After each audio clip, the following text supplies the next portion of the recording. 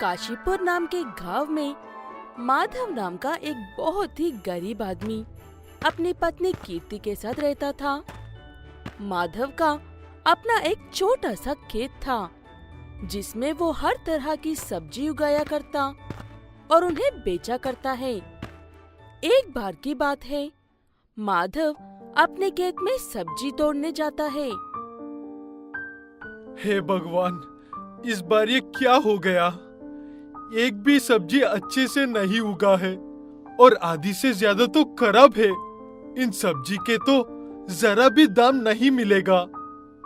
हे भगवान, अब मैं क्या करूं? माधव काली हाथ घर जाता है।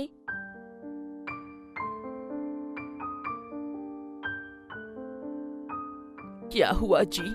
ऐसे मुंह क्यों लटका रखा है? कुछ बताओगे भी कि हुआ क्या है? क्या बताओ कीर्ति, आज एक भी सब्जी नहीं बिकी। न जाने खेत की सारी सब्जी कैसे खराब हो गई। हे भगवान, एक तो पहले ही घर में खाने को कुछ नहीं है, ऊपर से आज सब्जी भी नहीं बिकी।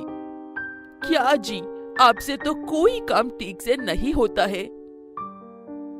माधव कीर्ति की बातें सुनकर उदास होकर घर से बाहर चला जाता है और तालाब के किनारे बैठकर उसमें पत्थर फेंकने लगता है और बोलता है कि हे भगवान, ये मेरे साथ ही ऐसा क्यों होता है? तभी तालाब के किनारे एक सुनहरी रंग की मछली आती है। अरे ओ भाई, कब से बैठे पानी में पत्थर फेंके जा रहे हो? तुम्हारे पत्थर फेंकने से मुझे चोट लग गई है। अरे, ये कौन बोला?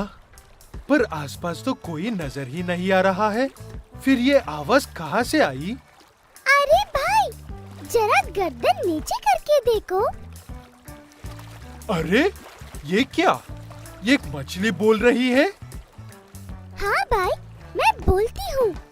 और अगर अब एक भी पत्थर मुझे लगा, फिर देखना मैं तुम्हारा क्या करती हूँ। अरे, तुम तो बहुत ही प्यारी और सुंदर मछली हो।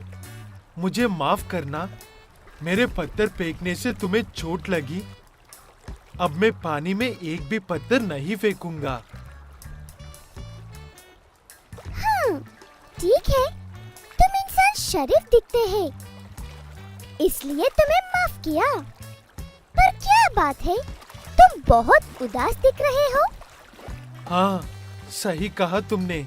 मैं जब भी उदास होता हूँ तो यही तालाब के किनारे आकर बैठ जाता हूँ। फिर माधव सुनहरी बोलने वाली मछली को सारी बात बताता है।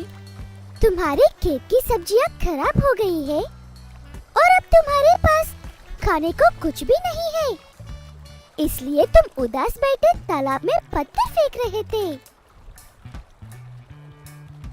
समझ में नहीं आता क्या करूं। और तो सभी के खेती की सब्जी हरी भरी है, बस मेरा ही खेती की सब्जियां खराब है। खैर छोड़ो, अब तो लगता है कि आज भी पत्नी के डांट से ही पेट भरना पड़ेगा। ऐसा बोलकर माधव वहाँ से चला जाता है और घर जाकर अपनी पत्नी को बोलने वाली मछली की बात बताता है।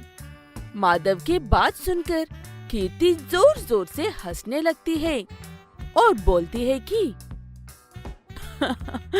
क्या जी, आपका दिमाग तो सही है भला। मछली भी कभी बोल सकती है क्या?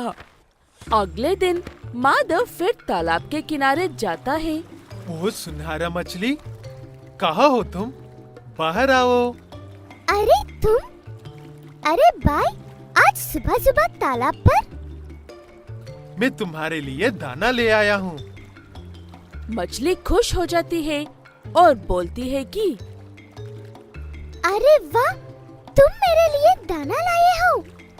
फिर तो आज से हम दोनों दोस्त हैं। क्या हुआ? तुम क्या सोचने लगे? बस अपने खेतों के सब्जी के बारे में ही सोच रहा हूँ। अरे तुम परेशान क्यों होते हो? तुम मेरे लिए दाना लाए तो मेरे भी फर्ज है कि मैं अपने दोस्त की मदद करूं। तुम मेरे तालाब से रोज 2 बाल्टी पानी लेकर अपने खेतों में डालना और फिर देखना कमाल। माधव ऐसे ही करता है। वो रोज मछली के लिए दाना ले जाया करता और उस तालाब से 2 बाल्टी पानी भरकर खेतों में डाला करता। फिर कुछ ही दिनों में उसके खेतों में भी बहुत ही अच्छी और हरी भरी सब्जियां उगने लगी और उन सब्जियों को माधव को बहुत ही अच्छे दाम में भी मिलने लगे। अब माधव भी एक धनी आदमी बन गया था। माधव खुशी खुशी मछली से मिलने जाता है और बोलता है कि हे दोस्त, मैं कैसे तुम्हारा शुक्रिया अदा करूं? मैंने तुझे दाना खिलाया और उसके बदले में तुम मेरी इतनी मदद की है। और देखो, आज मैं एक धनी आदमी बन गया हूँ। सच में तुम्हारा तालाब के पानी तो कमाल ही कर दिया। और इसी तरह माधव रोज मछली के लिए दाना ले जाया करता और उसके तालाब का पानी अपने खेतों में डाला करता। माधवन एक गरीब किसान है जिसके पास बहुत ही छोटा खेत है और वो अपने उसी खेत में खेती करके बहुत खुश रहता था। माधवन की एक पत्नी है माधुरी, जो हमेशा उनकी इकलौती बेटी माधवी का ख्याल रखती है। जब से माधवी का जन्म हुआ है, तब से वो हमेशा बीमार ही रहती है। उस पर लाल डब्बे में पैसे रखे हैं। आते वक्त माधवी की दवाइयाँ लेकर आना। आज मैं खेत में नहीं, अपने दोस्त से मिलने के लिए पड़ोसी गांव में जा रहा हूँ। अगर तुम्हें भी कुछ चाहिए तो बता दो, मैं लौटते वक्त लेकर आऊंगा। सिर्फ दवाइयों के पैसे हैं मेरे पास। सारे पैसे तो घर के खर्चों में पहले ही खत्म हो गए हैं। ये कहकर माधुरी अपने पति को भेज देती है। माधवन खेती करके जितने भी पैसे कमाता था, वो पैसे उसकी बेटी की दवाइयों में ही खत्म हो जाते थे। बचे हुए 1-2 100 में उनका गुजारा बहुत मुश्किल से होता है। रास्ते में माधवन को जमींदार मिलता है। सारे गांव वाले अपनी फसल उसी जमींदार को बेचते हैं, लेकिन पिछले 2 बार से माधवन अपनी फसल कहीं और बेच रहा है। कहाँ जा रहे हो माधवन? इस बार भी फसल कहीं और भी बेचने का इरादा है क्या तुम्हारा? बाहर थोड़े ज्यादा पैसे मिल रहे हैं जमींदार जी। आपको मेरी घर की परिस्थिति के बारे में जानते हो ना, इसीलिए बाहर दे रहा हूँ। ये कहते हुए माधवन वहाँ से चला जाता है। माधवन का दिल साफ है, इसलिए वो सीधी बात करके वहाँ से चला जाता है। लेकिन जमींदार का दिल लालच से भरा हुआ था। भले ही माधवन का खेत छोटा और उसकी फसल कम होती है, लेकिन माधवन की फसल में जो गुणवत्ता होता है, वो ना ही इस गांव में किसी के पास होती और ना ही आसपास के किसी गांव में भी होती है। इसलिए जमींदार माधवन की फसल के लिए कुछ भी कर सकता है। अगर मैं माधवन को ज्यादा पैसे दे दूं तो मेरी कोई इज्जत नहीं रहेगी, और ऐसे ही फसल मेरे होते ही मेरे गांव के बाहर जाएगी, तब भी मेरी कोई इज्जत नहीं रहेगी। ऐसा कहते हुए जमींदार माधवन के खेत को बर्बाद करने के लिए जाता है और माधवन यहाँ पर अपने दोस्त से मिलने के लिए आया है। बताओ रवि, मुझे इतनी जल्दी तुम्हारे गांव में बुलाने के लिए वजह क्या है? क्या तुम किसी समस्या में हो? मेरे पास कुछ जादुई अंडे हैं। उन अंडों को सही से इस्तेमाल करने पर वो किसी भी बीमारी का इलाज कर सकते हैं।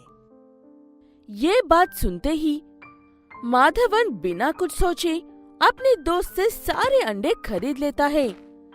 रवि अपने दोस्त से झूठ बोलकर थक कर चला जाता है। माधवन उन अंडों के साथ सीधे अपने खेत की ओर ही चल पड़ता है। वहाँ पर उसे जमींदार नजर आता है। आप मेरे खेत में क्या कर रहे हो जमींदार साहब? कुछ नहीं, बस थोड़ी सी जहरीली दवाई डालकर तुम्हारे खेती को बर्बाद कर रहा हूँ। ये बात सुनकर अपना रोना धोना शुरू मत करना। चाहो तो कल से मेरे पास मेरे नौकर बनकर काम कर सकते हो। कोई भी जहरीली दवाई मुझे मेरे खेत में काम करने से रोक नहीं सकता है। मैं इसी खेत में दोबारा खेती करके दिखाऊंगा और वो अंडों के खेती करके दिखाऊंगा।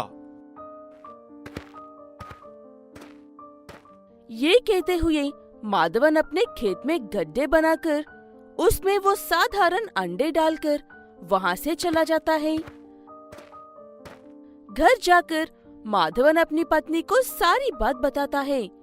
सब सुनने के बाद माधुरी परेशान हो जाती है, क्योंकि माधवी बिना दवाइयों के नहीं रह सकती है। भले ही माधवन से बहुत बड़ा बेवकूफी वाला काम किया है, लेकिन उसका आत्मविश्वास इतना ज्यादा था कि अगले दिन सुबह तक वो सारे साधारण अंडे सोने के अंडों में बदल जाते हैं और उन अंडों की बील सारे खेत में फैल जाती है। वो देखकर माधवन को अपनी आंखों पर विश्वास नहीं होता है, लेकिन इससे पहले कि किसी की बुरी नजर उन पर पड़े, माधवन अपने खेत के सारे सोने के अंडे तोड़कर घर लेकर जाता है और कुछ ही दिनों में बहुत बड़ा धनवान बन जाता है। जब ये बात रवि और जमींदार को पता चलती है, तब रवि भी अपने सारे पैसे लगाकर अंडों की खेती करता है और जमींदार अपने खेत में वही जहरीली दवाई मिलकर खेती करता है। अंत में दोनों को नुकसान के अलावा कुछ नहीं मिलता है।